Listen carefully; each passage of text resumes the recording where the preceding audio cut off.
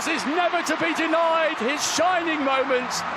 Noah Lyles stepped onto the Tokyo track as the rain poured down, with the men's 4x100-meter relay hanging by a thread. The energy was tense. For once, it seemed like Team USA was just one mistake away from losing it all. But what happened next would go down as one of the most clutch anchor legs in track history. In just 37.29 seconds, the U.S. team turned doubt into domination.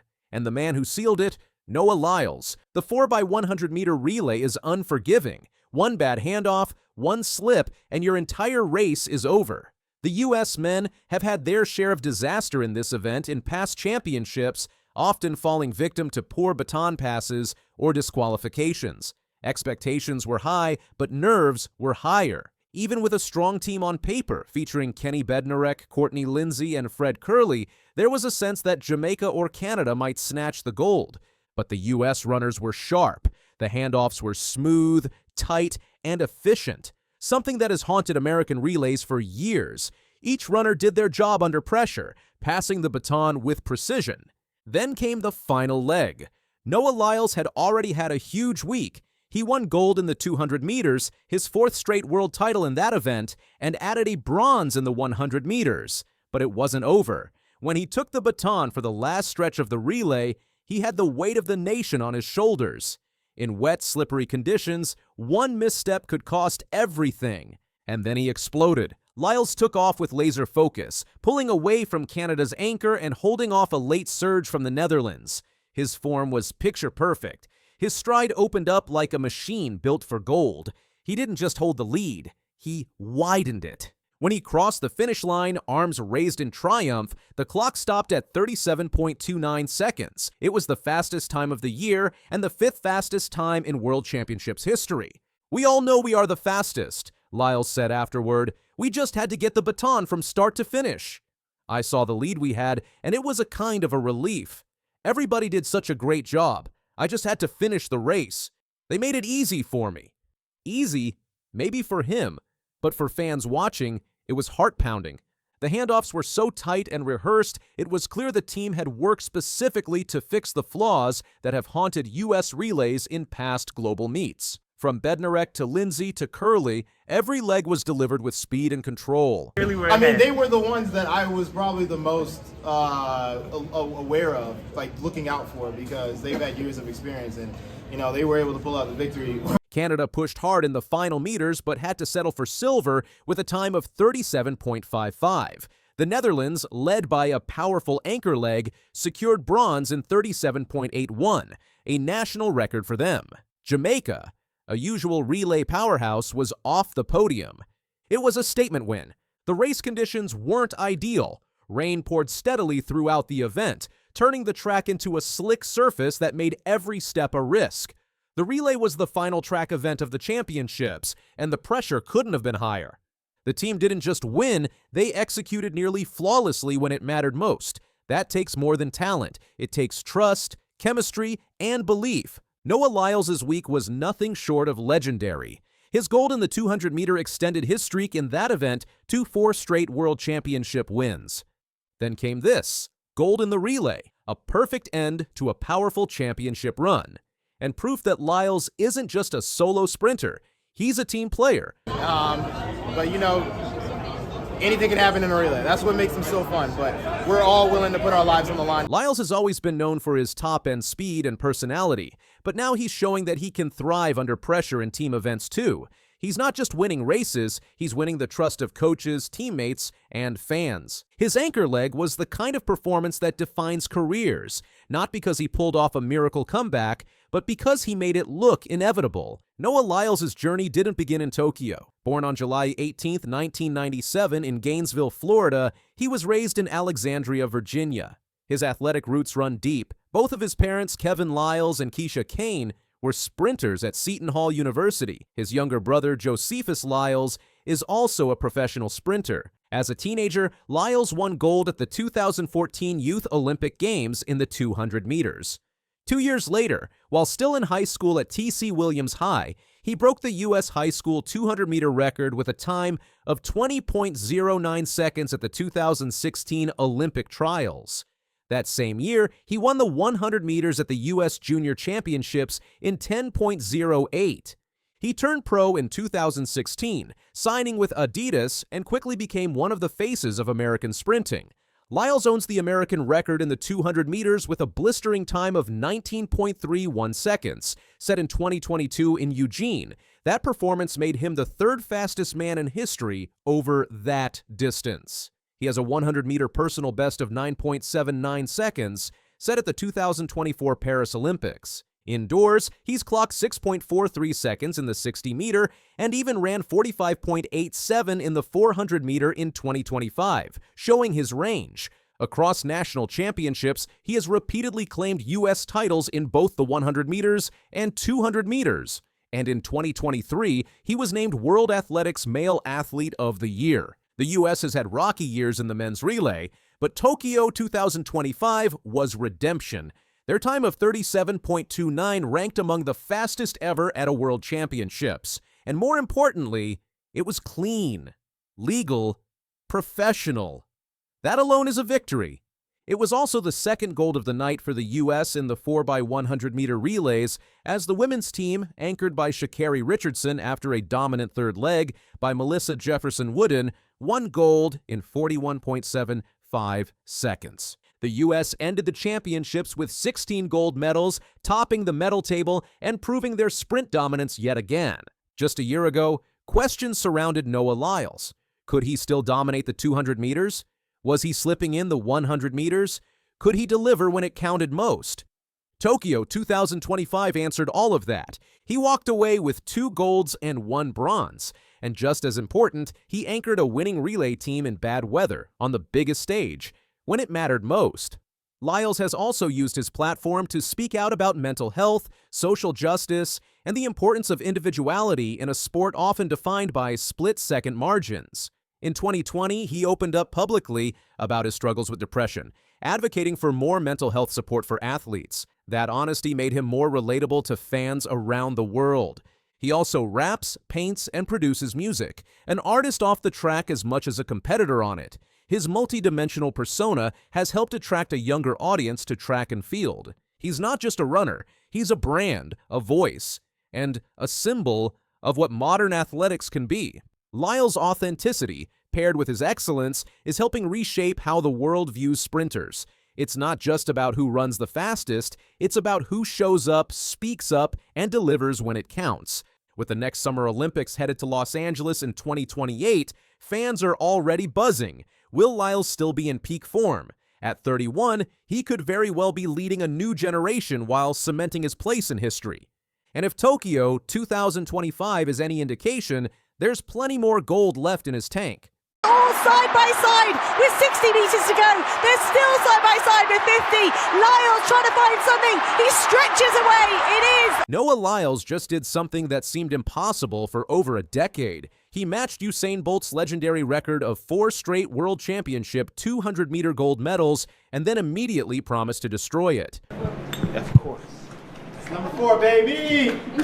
On Friday night in Tokyo, Lyles crossed the finish line in 19.52 seconds, holding up 4 fingers to a roaring crowd of nearly 59,000 people.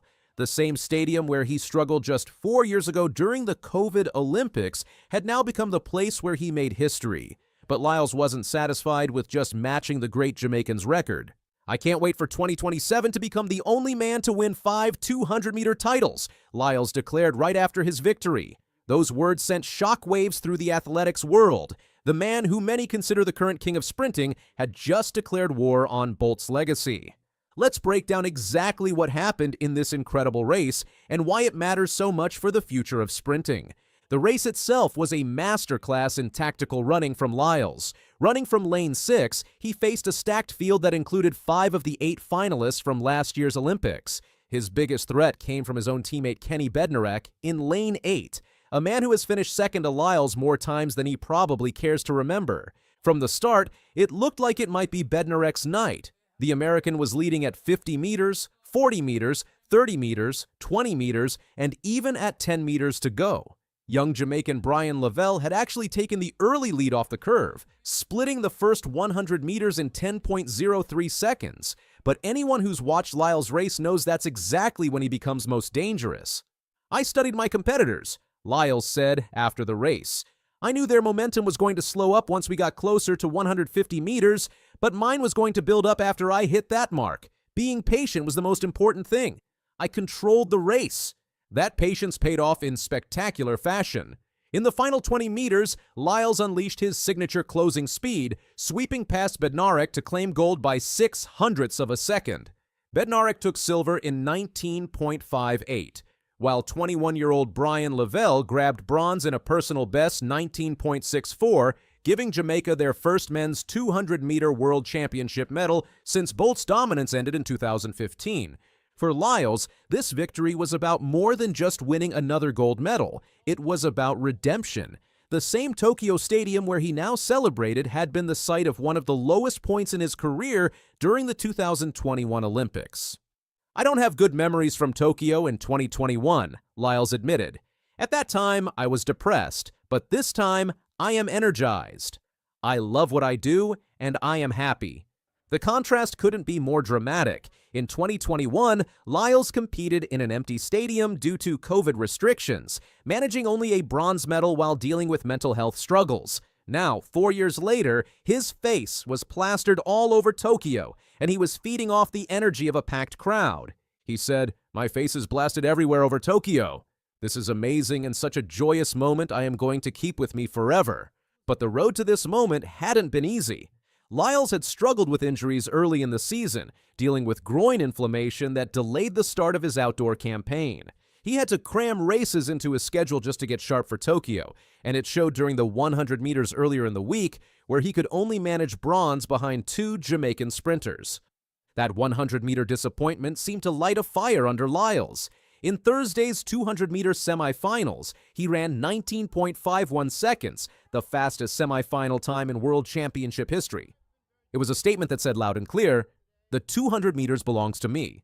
The final was just 1/100th of a second slower at 19.52, making it the 11th time in his career that Lyles has broken the 19.60 barrier. For context, that's faster than most sprinters will ever run in their entire careers. What makes Lyles' achievement even more impressive is the company he now keeps.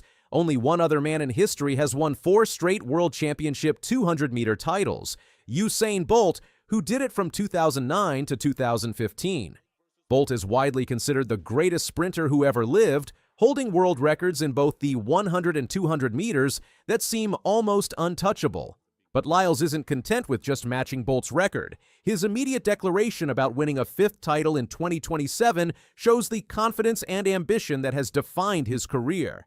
At 28 years old, he's still in his prime, and the next World Championships in Beijing represents his chance to step out of Bolt's shadow once and for all. The rivalry with teammate Kenny Bednarek adds another layer to this story. Bednarek now has 4 consecutive global silver medals in the 200 meters, 2 from World Championships and 2 from Olympics. After the race, his frustration was clear. "I don't like being second," Bednarek said. "I've been second for what, 5 years, 6 years now? So I've got to clean some things up. I'll look back at the tape and see what I can do to be better." The relationship between these two Americans has been tense at times. At the U.S. trials, they nearly came to blows when Lyles stared down Bednarek after beating him, leading to Bednarek shoving his teammate. Yet they continue to push each other to faster times, creating one of the most compelling rivalries in modern sprinting. The broader implications of this race extend beyond just individual achievements. Jamaica's medal drought in the men's 200 meters finally ended thanks to Brian Lavelle's bronze medal performance. The 21-year-old ran a massive personal best of 19.64 seconds, signaling that a new generation of Jamaican sprinters might be ready to challenge for global honors. Meanwhile, Olympic champion Letsile Tebogo from Botswana could only manage 4th place in 19.65 seconds despite running a season-best time. Tebogo has been dealing with knee problems, and his struggles in Tokyo show that staying at the top of sprinting is never guaranteed. Lyles' dominance in the 200 meters has been remarkable for its consistency. Since winning his first world title in Doha in 2019, He has won every single World Championship 200-meter final he's entered. That's 4 straight golds across 6 years, with victories in Doha, Eugene, Budapest, and now Tokyo. Each victory has had its own character. Doha was his breakthrough moment, announcing himself as Bolt's successor. Eugene was a home victory in front of American fans. Budapest showed his ability to perform under pressure as the established favorite. And Tokyo was about redemption and setting up future history. The technical aspects of Lyles' running continue to improve with age. His ability to accelerate in the final 50 meters of the 200 is unmatched in the current era. While other sprinters fade or tighten up under pressure, Lyles seems to find another gear just when it matters most. I knew some of the guys were going to tighten up, but I just stayed relaxed and got the job done, he explained, describing the mental approach that has made him so successful. Looking ahead to 2027, Lyles will be 30 years old when he attempts to break Bolt's record. That's not old for a sprinter, especially one who has taken care of his body and continues to improve technically. The Beijing World Championships will represent his chance to make history and establish himself as the greatest 200-meter runner of his generation. I mean, everyone does their own business, but apart from Noah Lyles, he pretty much puts me under his wing, so he's a great guy, and he's the only one I pretty much need for sure. Obviously lucky. Gout just said that Noah Lyles puts him under his wing, and the 17-year-old Australian has everyone in athletics talking. At his first World Championships, this teenager didn't just survive, he made it look easy.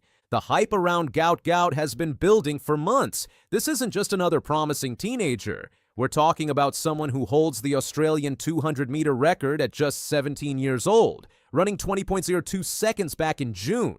To put that in perspective, that's the second fastest time ever run by someone under 18. Ever. But here's the thing about hype. It can crush you when it matters most. And Wednesday night at Japan's National Stadium was the moment that mattered most. Gout's first major international race, the World Championships, the biggest stage in athletics outside of the Olympics. Walking into that stadium, Gout knew all eyes were on him. The comparisons to Usain Bolt have been constant, and for good reason. Same tall frame, same upright running style, same explosive finishing kick. But comparisons only get you so far when the gun goes off. Speaking about the pressure before his race, Gout kept it simple. He said, even though this is the biggest stage in the world, you just gotta go out there, treat it like a training session, and just go out there and have some fun. Easy to say, harder to do when you're in lane 8 with 50,000 people watching your every move. The race itself told an interesting story. When the gun fired, Jamaica's Brian Level took off like a rocket. This guy means business. He's run 19.69 seconds this year and wasn't about to let some teenager steal his thunder. Level caught up to Gout on the inside and pulled ahead around the bend. For a moment, it looked like the pressure might be getting to the young Australian. He was stuck behind the field, and Zimbabwe's Makana Kaishe Charamba was making his move too. But then something clicked for Gout. The start's obviously not my strong suit, but as soon as I get into running, I'm chilling, Gout explained after the race. And that word, chilling, perfectly captures what happened next. Instead of panicking, instead of forcing it, Gout found his rhythm and started moving through the field. By the time they hit the home straight, it was clear that Gout belonged. He powered past several runners and secured third place with a time of 20.23 seconds. Not his personal best, but more than good enough to automatically qualify for the semifinals. Here's where it gets interesting, though. After crossing the line, Gout looked completely relaxed. While other athletes were bent over, gasping for air, he was standing tall, barely breathing hard. When asked about it, he was brutally honest about his strategy. I felt that in my heat, everyone wasn't up against me apart from the top 2, so I just hit cruise control the last 50, last 30, and just got the big Q. That's what I needed, he said. Think about that for a second. This kid analyzed the race mid-sprint, realized he had third place locked up, and decided to save energy for the next round. That's not teenage thinking, that's veteran racecraft. But let's talk about that relationship with Noah Lyles. The American superstar, who's chasing his 4th straight world title in the 200 meters, has apparently taken Gout under his wing. This isn't just some casual mentorship either. Lyles advanced to the semis with a smooth 19.99, looking every bit the champion he is.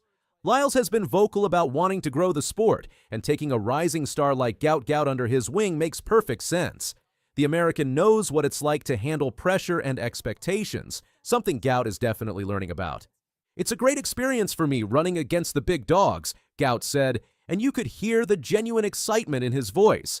"Some of them I admired when I was younger, so I'm just focusing on my lane."